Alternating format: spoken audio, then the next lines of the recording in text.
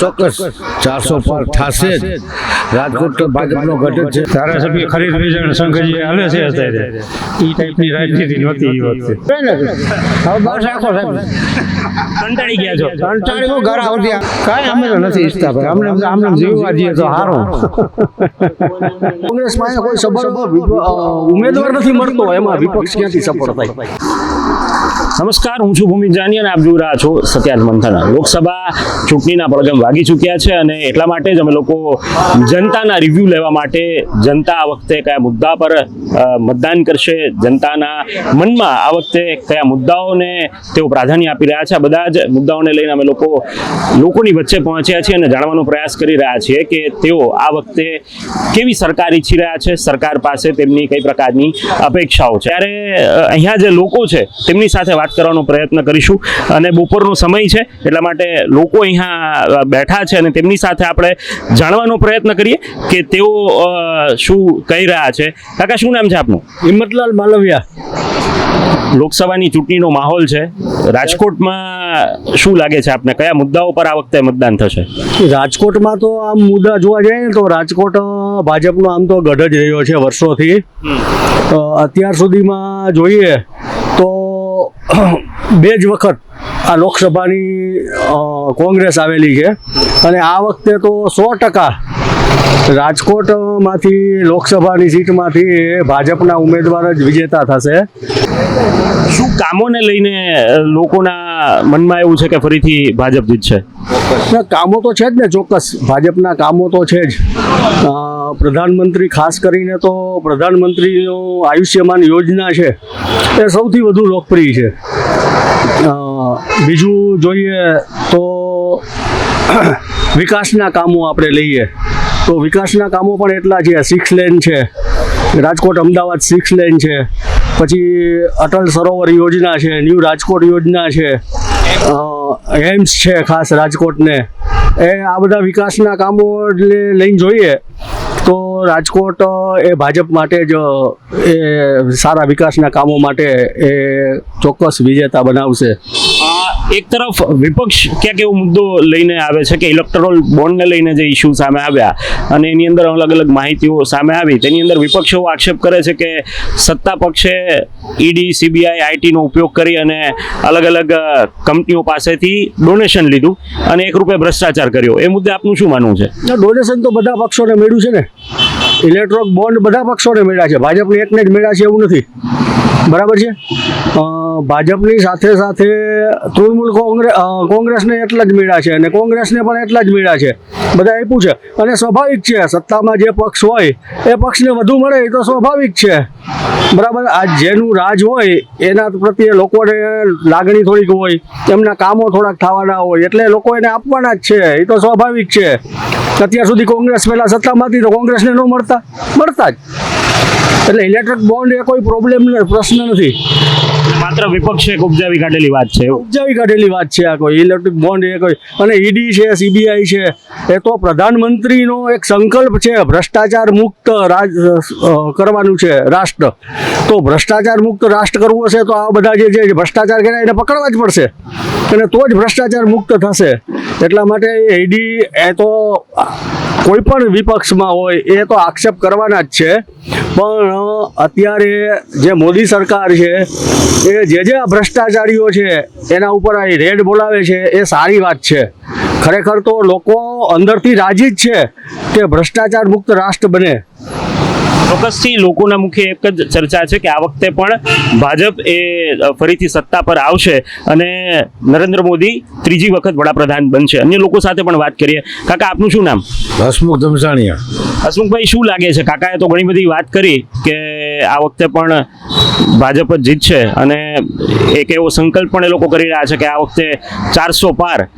Plus ભાજપના જે કામો છે, વિકાસના કામો છે, સૌને સાથે રાખીને ચાલવાના કામો છે, આ કામોને લઈને પણ ભાજપ માટેનો જોર અને એના માટેનો વિશ્વાસ લોકોમાં વધારે છે. લોકમુખે એક એવી ચર્ચા પણ છે કે જે પ્રમાણમાં મોંઘવારી વધી રહી છે અને આજના જે સમાચાર છે તેની અંદર કે આર્થિક અસમાનતા ભારતની અંદર એ વિશ્વમાં 2જા ક્રમાંક પર છે. તો એ મુદ્દે શું કહેવું છે આપનું? આર્થિક અસમાનતા તો વિશ્વમાં બધે રહેવાની જ છે, પ્લસ જે વ્યક્તિ 60 વર્ષ લગી રાજ કર્યું ત્યારે એટલી જ મોંઘવારી પેરેટીમાં ટકાવારીમાં જુઓ તો અત્યારની ટકાવારીથી ત્યારેની ટકાવારીમાં મોંઘવારી વધુ હતી. લોકોને મોંઘવારી નથી નડતી, લોકોને તો કામ જોઈએ છે. એનું કામ તાત્કાલિક થાય, ઝડપથી થાય, સમયસર થાય, લોકો એવું ઈચ્છે છે અને આ ભાજપ સરકાર એ કરે છે. એક મુદ્દો એવો પણ છે કે રામ મંદિર બનાવ્યું એટલે બીજા બધા જ મુદ્દા સાઈડમાં રહી જશે. તમને આવું લાગે છે કે આ ધર્મના મુદ્દે વોટિંગ થશે ખરા? ના, ચોક્કસ. ભારત દેશની અંદર હિન્દુ રાષ્ટ્ર બનાવવા માટે આ લોકોનો સફળ પ્રયોગ જ છે. અને ખરેખર હિન્દુ રાષ્ટ્ર 80 કરોડ જો હિન્દુઓ હોય તો હિન્દુ માટે રામ મંદિર બનવું એ અનિવાર્ય હતું અને લોકોના હૃદયમાં રામ તો વસેલા જ છે.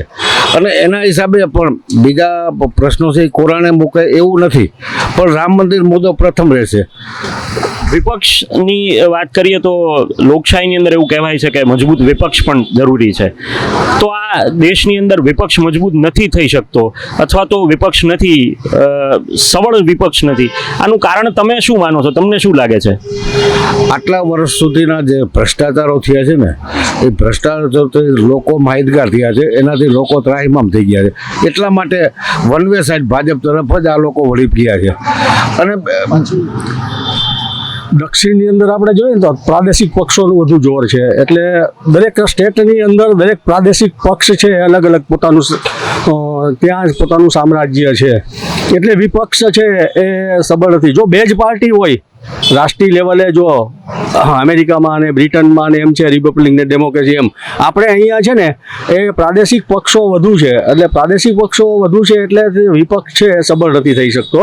ખરેખર વિપક્ષ સબળ હોવો જ જોઈએ તો જ કામ સારા થાય. પણ આપણી મોટી ઘટના એ છે કે અહીંયા પ્રાદેશિક પક્ષોનું પણ જોર વધુ છે, જેથી કરીને વિપક્ષ છે એ સબળ નથી. એટલે ગુજરાતમાં તો આમ જોઈએ તો કોંગ્રેસ અને ભાજપ મુખ્યત્વે તો બે જ પાર્ટી લડી રહી છે. હા, ગુજરાતમાં તો કોંગ્રેસ અને ભાજપ મુખ્ય બે જ છે. પણ અત્યાર સુધી આપણે જોઈએ તો કોંગ્રેસના શાસનની અંદર એટલું બધા કાંઈ વિકાસના કામો થયેલા નહોતા.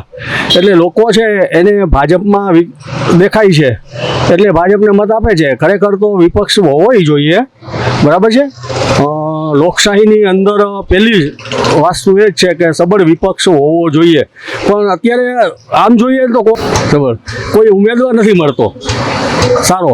કોંગ્રેસની ભૂમિકા તમે શું જુઓ છો? ધારો કે અમે ઘણા બધા લોકોને એવું પૂછ્યું તો એમને કીધું કે કોંગ્રેસ ક્યાંય દેખાતું નથી. આ સાચી વાત છે? તમને એવું લાગે છે કોંગ્રેસ ક્યાંય દેખાતું નથી? ના, એવું નથી. કોંગ્રેસ દેખાતું નથી એવું નથી. કોંગ્રેસની અંદર સારા માણસો અમુક છે જ, પણ એમને ટિકિટ મળતી નથી. છોડીને ભાજપમાં જતા રહે. હા, છોડીને ભાજપમાં જતા રહ્યા છે અત્યારે, બરાબર છે. અન્ય લોકો સાથે પણ વાત કરીએ. જ્યારે અત્યારે પક્ષ વિપક્ષની વાત આવી રહી છે ત્યારે એક મુદ્દો એ પણ ચર્ચામાં છે કે જે રીતે પક્ષ પલટુ નેતાઓની આ મોસમ જામી છે એવું લાગે છે.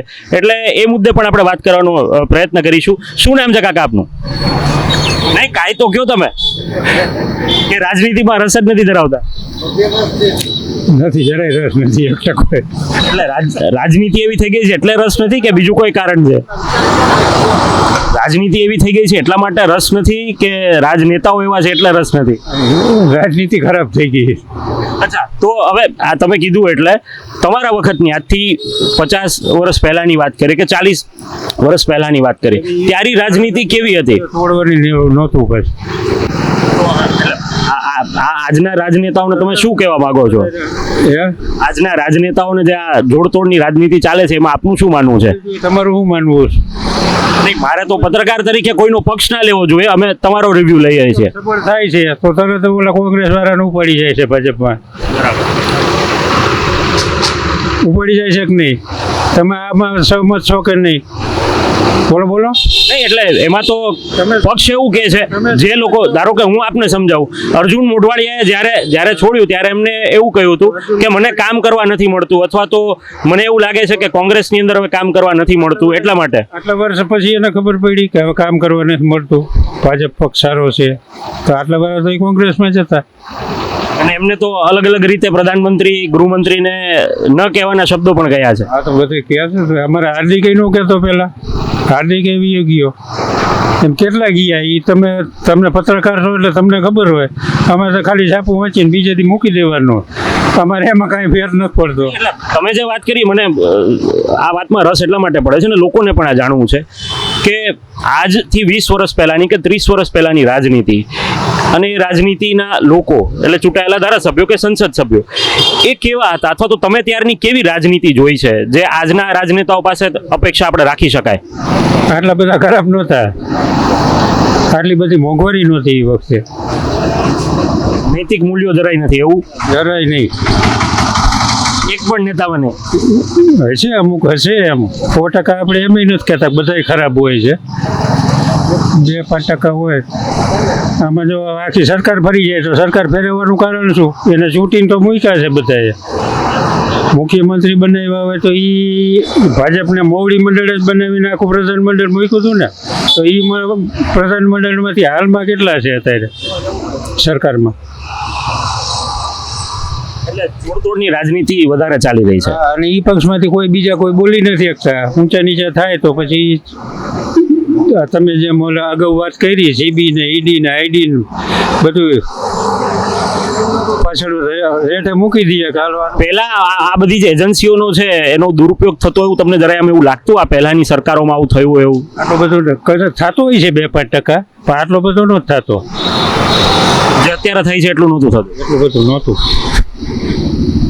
ચોક્કસથી આ રાજનીતિ સહી જેવું લાગે અત્યારે. શું કહો છો? બીજી વખત કહો. સરમુખત્યાર સહી જેવું લાગે અત્યારે. આના માટે પ્રજાએ શું કરવું જોઈએ? અને કાંઈ ન કરવાનું બીજું. નહીં એટલે આપણી જે નૈતિક ફરજ એક પ્રજા તરીકે, પ્રજા તો વિપક્ષને ચૂંટે છે, પણ વિપક્ષમાંથી તોડજોડની નીતિ છે ને એ બંધ કરવાની છે. પક્ષ પલટા મુદ્દે પણ લોકો કહ્યા છે. શું કહો છો? જે પક્ષ પલટો કરીને જાય છે ને, જેટલા કોંગ્રેસમાંથી ભાજપમાં ગયા છે એ પાછા એ લોકોને ટિકિટ આપે ઊભા રહ્યા, ત્યારે લોકોએ જ છે ને એવા લોકોને ચૂંટવા જ ન જોઈએ, લોકોને એને મત જ ન આપવો જોઈએ.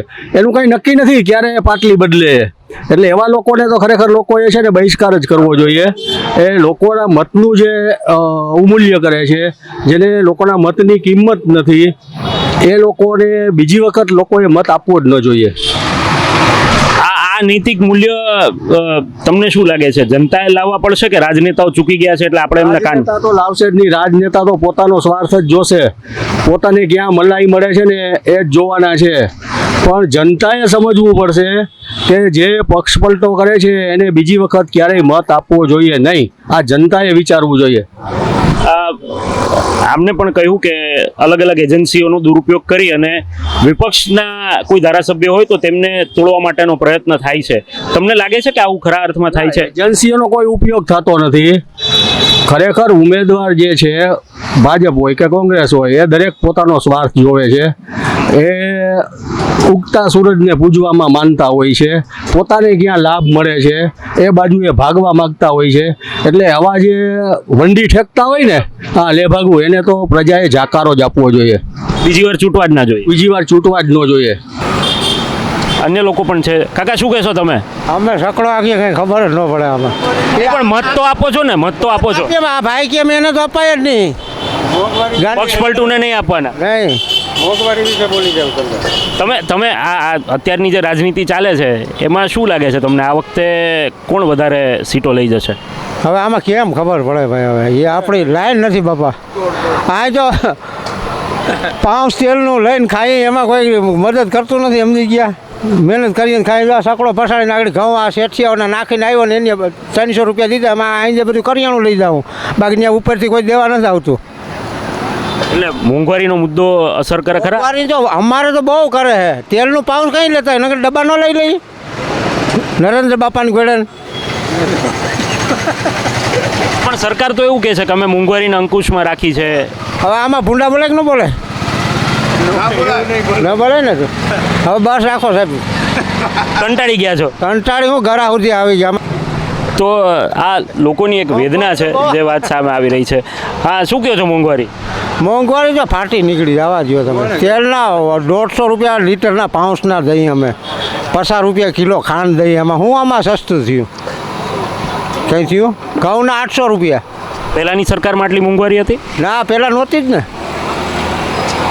તો ફરીથી લોકો કેમ એને સરકારને ચૂંટી રહ્યા છે? એક તરફ મોંઘવારીની વાત છે અને એક તરફ આ મુદ્દાઓ. તો બધા બિલ્ડરો ને એને બધાને મલાયું ખાવી હોય ને બધું કરવું હોય તો કરે, અમારે શું કરવાનું હોય? નાના માણસ હજી શું ઈચ્છે છે, આ સરકાર પાસેથી શું ઈચ્છે છે? કાંઈ અમે તો નથી ઈચ્છતા ભાઈ, આમને જીવવા દઈએ તો સારું. તો જે રીતે આખી આ પરિસ્થિતિ સામે આવી છે અને અહીંના લોકો સાથે જાણવાનો પ્રયત્ન કર્યો, એક તરફ વાત સ્પષ્ટ છે કે ભાજપ ફરીથી આ વખતે 2024માં પણ સત્તા પર આવી રહ્યું છે અને સાથે જ પ્રધાનમંત્રી એ ત્રીજી વખત એ પોતે પ્રધાનમંત્રી બનવા જઈ રહ્યા છે.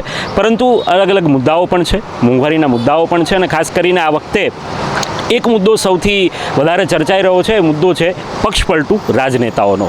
જોઈએ જનતા જ્યારે જાગૃત થશે ત્યારે જ આ પક્ષપલટુ જે નેતાઓ છે, જે જ્યારે પણ સત્તા પરના લોકો અને સત્તા તરફ તેમનો ઝુકાવ વધારે થઈ જતો હોય, એક વખતમાં જ્યારે પોતે વિપક્ષમાં હોય ત્યારે સરકારને અલગ અલગ મુદ્દાઓ પર ઘેરવાનું અને પછી જ એ જ સત્તા પક્ષ સાથે બેસી જવાનું અને ફરીથી એ પક્ષમાંથી ટિકિટ લઈને ફરીથી બજારમાં આવવાનું. એટલે આ મુદ્દાઓ પણ ચર્ચામાં છે અને લોકોનો પ્રતિભાવ એવો પણ આવી રહ્યો છે કે આવા પક્ષપલટુ નેતાઓને છૂટવા જ ના જોઈએ. જોઈએ આ પ્રજાતંત્ર છે, લોકતંત્ર છે, લોકશાહી છે અને એની અંદર પ્રજા જે પણ જેમને ચૂંટે છે એ જનાધાર સાથે એ ફરીથી સત્તા પર આવતા હોય છે. આવી જ રીતે અલગ અલગ લોકોનો પ્રતિભાવ લેતા રહીશું, જાણતા રહીશું અને ચૂંટણીનો માહોલ શું કહી રહ્યો છે, કઈ પ્રકારે ચર્ચાઓ છે, કઈ પ્રકારના મુદ્દાઓ છે, આપને જણાવતા રહીશું. આપ જોડાયેલા રહો અમારી સાથે. નમસ્કાર. તો જે રીતે આખી આ પરિસ્થિતિ સામે આવી છે અને અહીંના લોકો સાથે જાણવાનો પ્રયત્ન કર્યો, એક તરફ વાત સ્પષ્ટ છે કે ભાજપ ફરીથી આ વખતે 2024માં પણ સત્તા પર આવી રહ્યું છે. જોઈએ આ પ્રજાતંત્ર છે, લોકતંત્ર છે, લોકશાહી છે અને એની અંદર પ્રજા જે પણ જેમને ચૂંટે છે એ જનાધાર સાથે એ ફરીથી સત્તા પર આવતા હોય છે. આવી જ રીતે અલગ અલગ લોકોનો પ્રતિભાવ લેતા રહીશું, જાણતા રહીશું અને ચૂંટણીનો માહોલ શું કહી રહ્યો છે, કઈ પ્રકારે ચર્ચાઓ છે, કઈ પ્રકારના મુદ્દાઓ છે, આપને જણાવતા રહીશું. આપ જોડાયેલા રહો અમારી સાથે. નમસ્કાર.